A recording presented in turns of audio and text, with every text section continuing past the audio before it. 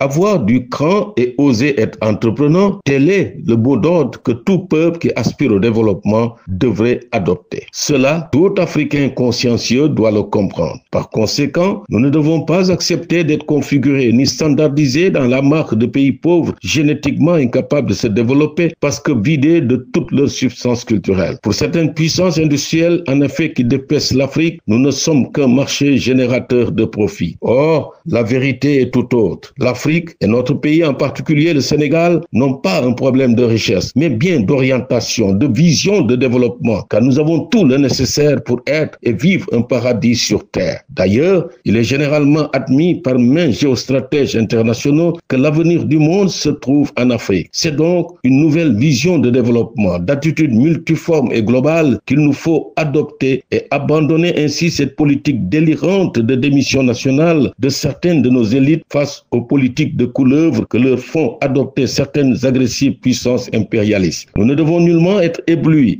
vaincus ou avoir peur des apparences que ces mêmes puissances agitent comme des épouvantails dans le but de nous faire abandonner les voies salutaires choisies par des dirigeants au fait des grands enjeux où se joue le destin encore tragique de nos peuples. Se pose alors la lancinante question: quand pourra-t-on libérer tout le potentiel créateur, le génie intellectuel qui sommeille en chaque Africain? Notre pays, le Sénégal, en décidant de se libérer des scories d'un triste passé colonial encore trop visible sur notre sol, invite en vérité chaque concitoyen à une relecture de sa présence dans le monde. Au-delà, en effet, des bases militaires étrangères installées dans notre pays, c'est toute une stratégie de maîtrise de notre destin qu'il s'agit d'asseoir afin d'éviter de tomber définitivement dans le piège infernal et maudit de la liberté du poulet dans le poulailler, autrement dit de la liberté conditionnée. Ce que nous voulons, c'est la liberté de l'épervier dans le ciel. C'est une tâche immédiate, immense, prométhéenne même, une mission sacrée pour tout citoyen conscient et qui montre que nous ne devons ni reculer ni hésiter pour la sauvegarde des intérêts majeurs de notre peuple. Par conséquent, il faut du cran, de l'audace, oser se montrer entreprenant pour retrouver le vrai chemin du développement que nous ne devrions jamais perdre. Avec beaucoup de sérénité et de candeur, un bon questionnement devra être établi